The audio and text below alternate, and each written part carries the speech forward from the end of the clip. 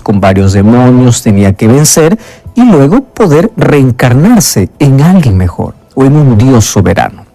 Muy bien, el concepto egipcio fue tan interesante para todas las culturas cercanas. Por ejemplo, vemos que el primero en interesarse en esto fue Platón. Platón viaja desde Grecia hasta Egipto para poder tener un contacto directo con esta creencia. Y él viaja para poder leer el libro de ritos y ceremonias para un muerto. Y de paso los griegos son aquellos que le dan forma al concepto de la inmortalidad del alma. Ellos van a pensar, van a decir así, y es lo que la gente comúnmente cree, que el cuerpo es la prisión del alma. Digamos que el cuerpo es como el caparazón que retiene al alma. El cuerpo es malo y el alma es buena. Eso van a pensar los griegos, no estoy hablando de lo que dice la Biblia. Entonces, al momento de morir, el cuerpo se destruye y el alma sale. ¿A dónde? Y a partir de ahí aparecen creencias orientales, creencias judías. Aparece dentro del cristianismo, vamos a ver varios hombres que comienzan a dar una forma a esta creencia, teniendo como base la inmortalidad del alma. Entonces, para Platón, la muerte era la separación del cuerpo y del alma. El cuerpo se pudre, el cuerpo es malo, el cuerpo se deshace, pero el alma va a algún lugar. Bueno, su influencia fue grande en todos sus discípulos. Tanto así que uno de ellos, llamado Filón de Alejandría, que era un judío, toma el concepto de la inmortalidad del alma y lo traslada de la cultura griega a la cultura judaica. En el tiempo de Jesús ya habían varias historias sobre la inmortalidad del alma, y la que Jesús cuenta en Lucas 16 es una historia popular, porque Filón de Alejandría ya trasladó la creencia popular, primero en el Edén originada por Satanás, luego desarrollada por los egipcios, dando forma y siendo propulsada por los griegos, llega hasta los judíos por medio de Filón de Alejandría. Más o menos hablemos entre el año 20 más o menos después de Cristo. Entonces, cuando Jesús comienza su ministerio, habían tantas historias ya dentro del propio judaísmo sobre la inmortalidad del alma. Jesús va a tomar una historia conocida, por eso es que las parábolas eran de lo conocido a lo desconocido. Si Jesús hubiese querido allí explicar qué sucede cuando una persona muere como doctrina, no hubiese usado esa historia, porque es una historia popular. Pero luego vamos a encontrar que lo que Filón de Alejandría hace al introducir eso al judaísmo, luego va a ser desarrollado. Ahora, qué curioso, la iglesia primitiva nunca aceptó. Jesús nunca habló, vamos a ver qué cosa estaba diciendo en esa parábola, nunca habló sobre la inmortalidad del alma, nunca dijo cuando una persona muere, el alma va a algún lugar, al infierno.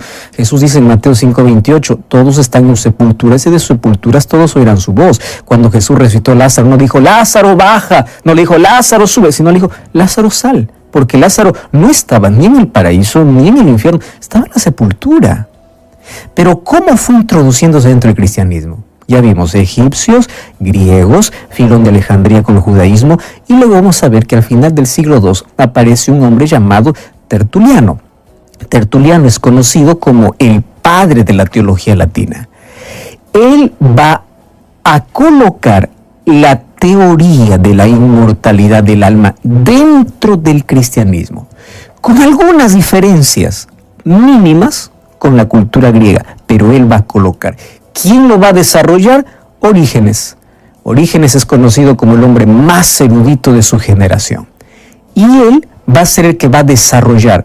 ¿Y quién es aquel que va a dar la forma completa, incluso que hasta ahora se tiene el concepto de inmortalidad del alma?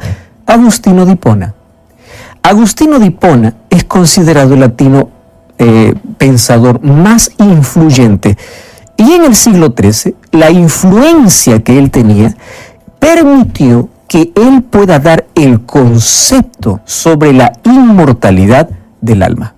Luego, la Iglesia Católica va a definir un dogma que no está en la Biblia. Yo te estoy explicando apenas un poquito de la historia. Ese dogma va a ser introducido dentro de la Iglesia a través de Tomás de Aquino. Y Tomás de Aquino define la doctrina tradicional de la inmortalidad del alma. ¿Y cómo lo define? Exactamente como aparece en el catolicismo. ¿Cómo aparece? La unidad entre el alma y el cuerpo es tan profunda que se debe considerar al alma como la forma del cuerpo. El alma es inmortal. Ella no perece. Solo cuando se separa del cuerpo en la muerte, se unirá luego en la resurrección. Entonces, ¿cuál es el concepto que Tomás de Aquino dijo? Bueno, esto no es bíblico. Otra vez, ya vimos cultura egipcia, griega, judía, contaminada, y luego vimos ya otros allí dando forma a esta doctrina. Cuando una persona muere, entonces el alma sale, y a partir de allí vienen dogmas como el purgatorio, como el cielo y el infierno. ¿Dónde y cuándo surgió esto? Obviamente, esto se perpetró en la Edad Media, donde la palabra de Dios fue encadenada, fue perseguida, fue quemada. No pudo ser adulterada, porque Dios eso no permitió. Pero la palabra de Dios era prohibida. Y durante todo ese tiempo se introdujo tanto el concepto de inmortalidad del alma, que hoy, hasta de manera inconsciente, alguien dice, ¡ay, está mirando desde el cielo! Hay una fecha especial, vamos a llevar comidita al difunto, su alma viene, vamos a visitar al difunto. La Biblia enseña que la persona cuando muere está en su sepultura hasta el día de la resurrección. Mas ahí viene la pregunta, ¿por qué Jesús colocó una historia popular? ¿Qué cosa es lo que quería enseñar? Eso vamos a analizar aquí en nuestro programa de Hablar con Dios. Hoy me gustaría que puedas tener un lápiz o un resaltador. No para que tú anotes todo lo que voy a decir, sino para que tú subrayes en tu Biblia, porque una de las maneras más interesantes de poder entender la Biblia es leyendo una y otra vez. Es allí donde los detalles aparecen y aquello que parece confuso queda claro. Siempre te pido que puedas orar antes de abrir la Biblia, porque es el Espíritu Santo quien nos guía para el estudio de su palabra. Primero, una de las cosas que hace que la Biblia sea un libro inspirado por Dios es la armonía que la Biblia tiene, la unidad temática. ¿Qué cosa te quiero decir con esto?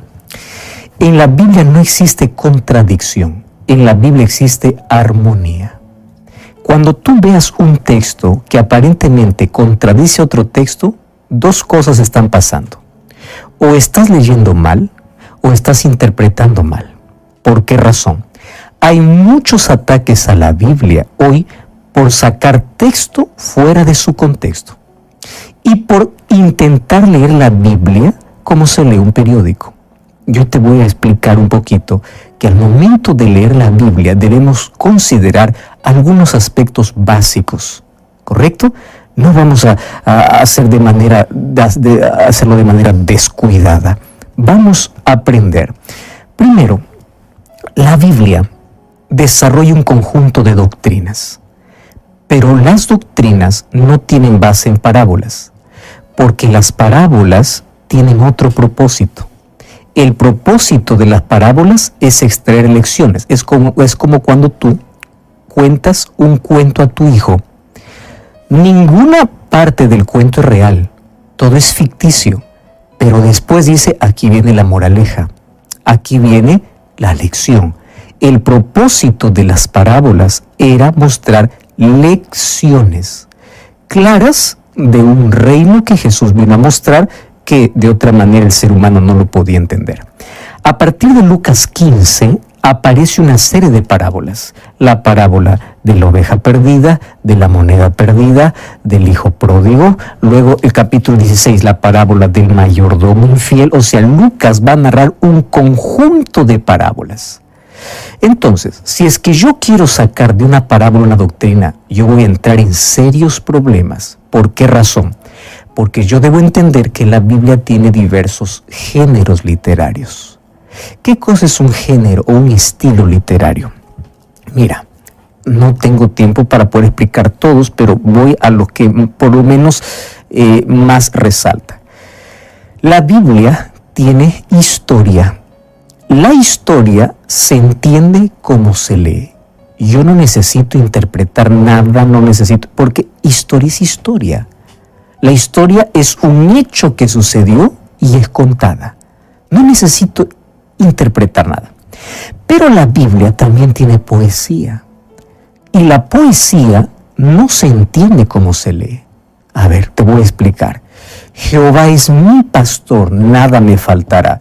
Es una metáfora. Yo no soy oveja, yo soy ser humano. Pero yo soy la imagen del ser humano está ¿dónde? En una oveja. ¿Por qué? Es poesía. A la poesía yo no puedo decir, pues yo soy oveja, entonces voy a vivir como oveja, porque aquí dice que soy oveja. No, nadie puede leer la poesía así. Otra cosa, la Biblia tiene profecía.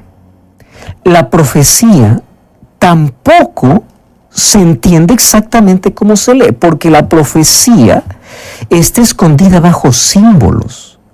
Y un símbolo no tiene que ser interpretado por mi capricho. La misma Biblia me enseña qué representa cada símbolo. Entonces, cuando yo leo profecía y vi una mujer con la luna debajo de sus pies, yo no voy a decir, una mujer realmente subió a la luna y lo puso a la luna debajo de sus pies. No, es símbolo. ¿Entiendes? O sea, hay cosas en la Biblia que tú tienes que leer e interpretar. Hay cosas en la Biblia que tú tienes que leer y no tienes que interpretar, como el caso de la historia, los evangelios, etc. En la Biblia hay cartas, por ejemplo, de Pablo. Mucho cuidado con las cartas de Pablo, porque cuando Pablo escribe para tocar temas específicos de la iglesia. Entonces yo debo preguntar, ¿a quién escribe? ¿Por qué lo escribe? ¿Cuál es el problema? Para no malinterpretar a Pablo. ¿Me estás entendiendo? Ahora, otro asunto. ¿Y las parábolas? Parábolas son historias, son imágenes. En la Biblia yo encuentro la parábola de la oveja perdida. Yo no voy a interpretar de manera literal la oveja perdida, porque es un símbolo del pecador que se pierde. La parábola del hijo pródigo. No voy a interpretar de manera literal, porque la parábola del hijo pródigo muestra el amor del padre y la desdicha del hijo que quiere salir de casa. La parábola del sembrador. Yo no voy a decir, de manera literal, Jesús sale a sembrar. ¿Cuántas semillas lanzó? ¿Qué pajaritos comieron la semilla? Eso no es relevante. ¿Por qué? Porque lo importante es la lección que trae la parábola. Entonces, dicho esta introducción, quiero decirte lo siguiente. Las parábolas, por el estilo, por el género literario al cual ellas pertenecen, es una narración alegórica. ¿Qué cosa es narración alegórica? Una historia llena de imágenes. Y muchas veces esas imágenes pueden ser ficticias. Te voy a hacer aquí un ejemplo. ¿Te acuerdas de la parábola que Jesús contó? Que un rey mandó llamar para que vengan a su fiesta y ninguno vino. Te pregunto, en el tiempo de Jesús, aquel que resistía la invitación de un rey moría. O sea, lo que Jesús está contando no es una historia real, es una historia ficticia para traer ¿qué cosa? Una lección. Eso tenemos que entender cuando abrimos la Biblia. ¿Qué género literario? ¿Qué historia está contando? ¿Cuál es la lección? Entonces, las parábolas es la exposición de un concepto de manera figurada. A veces puede ser ficción para dar ahí la idea de otra que es relevante. Entonces, ¿cómo se pueden interpretar las parábolas? Las parábolas se interpretan de manera figurada, nunca de manera literal. Bueno, aquí te voy entonces a mostrar algún asunto interesante.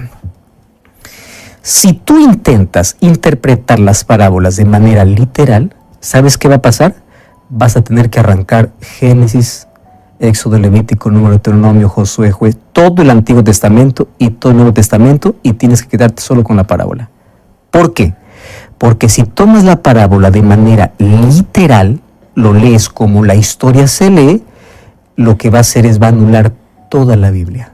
Y hoy te voy a mostrar a través de la parábola que Lucas 16 muchos lo leen de manera literal, cuando debe leerse de manera simbólica, porque detrás de una historia hay lecciones para aprender. Vamos a Lucas capítulo 16, versículo 19 hasta el versículo 31. Jesús cuenta la historia de esa manera. Había un hombre rico que vestía púrpura y lino fino y hacía cada día banquete con esplendidez. A su puerta yacía un mendigo llamado Lázaro, lleno de llagas.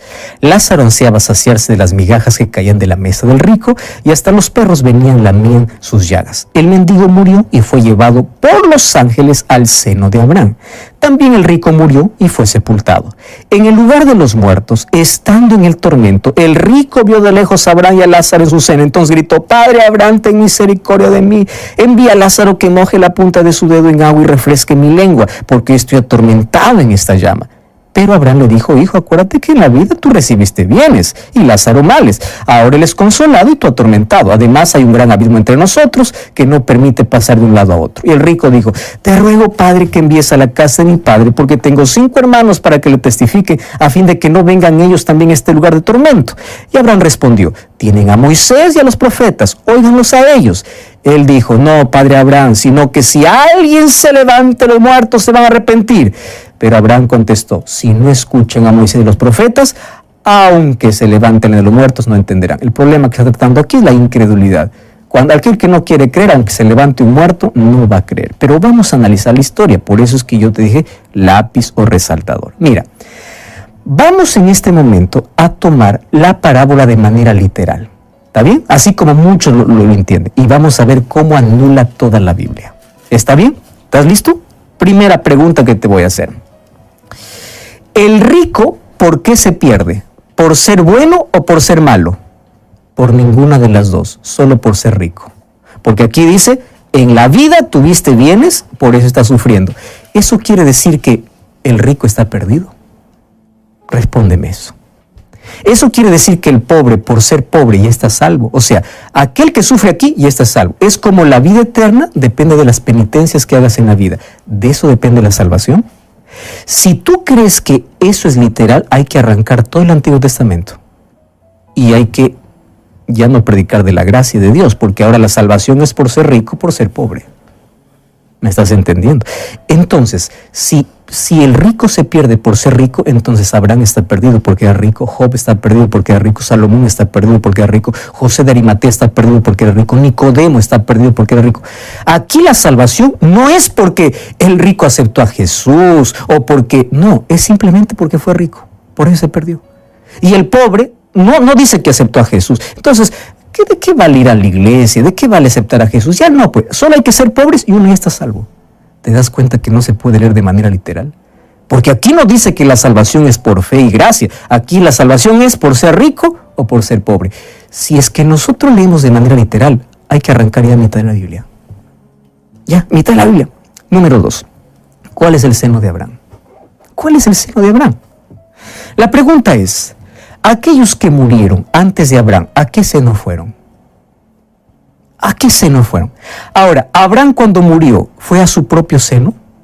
Otra pregunta: ¿todos los pobres van al seno de Abraham? Entonces no se puede leer de manera literal. ¿Por qué? Porque si yo leo que una persona cuando muere va a recibir recompensa inmediata, yo tengo que arrancar Apocalipsis. Porque Apocalipsis 22:12 dice: aquí yo vengo pronto y mi galardón es mi recompensa. Ahora, si uno es recompensado al momento de morir, ¿para qué viene Jesús? Yo tengo que arrancar la venida de Jesús, porque la venida de Jesús, el propósito no solamente es llevar a sus hijos, es dar recompensa a cada uno. Entonces, si la recompensa recibe al momento de morir, ¿para qué venida de Jesús? ¿Te das cuenta que tenemos que arrancar el Nuevo Testamento ahora? Porque ya no tiene sentido. Ni la gracia de Jesús, ya no tiene sentido ni el sacrificio de Jesús, porque la salvación ya no es por aceptar a Jesús, sino solamente por ser rico, por ser pobre. Y número 2, ¿para qué vendría Jesús? Porque la recompensa ya es inmediata. Hay que eliminar entonces casi toda la Biblia. Número 3, ¿la distancia entre el cielo y el infierno es corta? Primera cosa, existe un diálogo entre los salvos y perdidos. Quiere decir que los salvos están felices disfrutando cómo ven los otros quemándose. ¿Eso es la eternidad que Dios va a dar a sus hijos? Tú estás de este lado en la eternidad y de pronto ves a tu tío, a tu padre, a tu madre, hola papá, yo estoy aquí disfrutando, ¿cómo estás tú allí? ¿Ese va a ser el diálogo que va a existir en la eternidad? Entonces te das cuenta que este no es un acontecimiento literal, sino es una parábola que tiene que entenderse de manera metafórica. Número 2, ¿podrán conversar ellos? Ahora, y esta es la parte más importante que yo considero de la parábola, para poder entender si es literal o si es simbólica. Presta atención. ¿Cuál es el concepto que la gente tiene de alma? El alma no tiene cuerpo, ¿verdad? ¿Estás de acuerdo conmigo? Es lo que la gente dice. ¿Qué cosa es el alma? El alma sale del cuerpo. Entonces, el cuerpo tiene orejas, ojos, lengua, boca. ¿Qué cosa es eso? Es el cuerpo. Pero ¿cómo es que aquí, en esta parábola, el alma tiene ojos? ¿Cómo es que dice que mande con su dedo allí a colocar un poquito de agua en su lengua? ¿Qué tipo de alma es esa? Entonces estamos hablando de cuerpo. Ahora, si tú dices no, entonces cuando una persona muere en cuerpo va al infierno, abre una sepultura y vas a ver que el cuerpo sigue allí en descomposición. ¿Te das cuenta que esto no es literal? Porque si estuviera hablando de almas, entonces ¿por qué aquí las almas tienen ojos, tienen sed, están hablando, tienen dedos, tienen lengua? Entonces es facilísimo de poder comprender de que esto es una parábola y las parábolas tienen que ser entendidas de manera metafóricas para extraer las lecciones. Pastor, está bien, ya entendí. ¿Qué cosa entonces Jesús quiso enseñar? Ahora voy a las lecciones. Primera lección. Y Jesús no contó solo esta parábola, hay otras parábolas parecidas a esa. Primera lección. El rico, bien alimentado y bien vestido, representaba a los judíos. Ellos tuvieron todas las riquezas, fue el pueblo escogido, la riqueza de Dios. Ellos se sentaban en la mesa como los hijos del rey. Y a ellos, ¿a quienes llamaban de padre? A Abraham. ¿Recuerdas que a Jesús le dijeron? Nosotros somos de nuestro padre Abraham. Porque la parábola estaba, ¿a quién estaba siendo dirigido? Hacia los judíos. Ellos se creían ricos. ¿Y quién era el mendigo? Con llagas, e incluso que lamían los perros. ¿Tú sabías que los judíos llamaban de perros a los gentiles? Tú lo puedes ver en Mateo 15, 21 al 28, incluso donde hay una historia donde hay una mujer sirofenicia que le dice, Señor, ten misericordia de mí. Y Jesús le dice, no es bueno dar el pan de los hijos y botar los perrillos, porque una de las cosas que, como consideraban los judíos a los gentiles, era de perrillos. Y la mujer dijo, hasta los perritos comen de las migajas, yo quiero una migaja. Porque los gentiles eran considerados los mendigos, los perros, aquellos que recogían migajas, aquellos que se sentían indignos. Entonces, aquí la parábola representa judíos y gentiles. Pero Jesús dice que esto sería invertido. ¿Por qué sería invertido? ¿Qué significa la muerte y el tormento del rico? Los judíos, cuando no aceptan a Jesús, y ellos terminan su privilegio cuando apedrean a Esteban en el año 34, pierden todo el privilegio que tenían. O sea, su riqueza acabó, sus privilegios acabaron. Las cosas ahora se invierten. Ahora, ¿qué significa el mendigo en el seno de Abraham? El mendigo, que eran los gentiles, en el seno de Abraham significa que son aceptados para recibir las mismas promesas que a los judíos primero se les prometió. Recuerda, los gentiles aceptan el evangelio y son aceptados dentro de la fe cristiana. Y Pablo en el libro de Romanos 11, 17 al 21 explica que los ramos originales de la vid son los judíos, pero que fueron quebrados y que fueron injertados. ¿Quiénes serían injertados? Los gentiles, aquellos que llamaban de mendigos. ¿Y por qué en el seno de Abraham? Gálatas 3, 7 al 9 dice que todos los que aceptan a Jesús por fe son hijos de Abraham. Por eso es que dice que ellos van al seno de Abraham. ¿Por qué? Porque ahora todos los que aceptan por fe a Jesús son considerados hijos de Abraham. Nadie es aceptado por ser pobre o por ser rico, sino por creer en Jesús. Es así como la salvación. Ahora, ¿cuál es la lección final? Ahí Jesús resalta. Padre, por favor, que mande uno de los que resucitan a mi familia para que no perezca. ¿Y cuál es la respuesta de Abraham? No, que escuchen a los profetas. No, pero si se levanta alguien de los muertos, lo va a escuchar. ¿Qué cosa dice? No. Si es que ellos no escuchan a los que les predican hoy, aun cuando alguien se levante de los muertos, no escucharán. O sea, el pueblo era incrédulo. La lección era, aunque haga milagros y maravillas, ustedes no van a creer, y Jesús lo demostró. Mateo 11, del 20 en adelante, dice que Jesús dijo, ay de ti Corazín, ay de ti Betsaida, hice tantos milagros y no se arrepintieron. Ahora Jesús dice, aunque se levante uno de los muertos, no se van a arrepentir, porque el que es incrédulo es incrédulo. Entonces, aquí Jesús está diciendo, si ustedes no creen a Moisés, a los profetas, no me creen a mí, aunque haya un milagro extraordinario, no van a creer. Ahí están las lecciones. Ahora,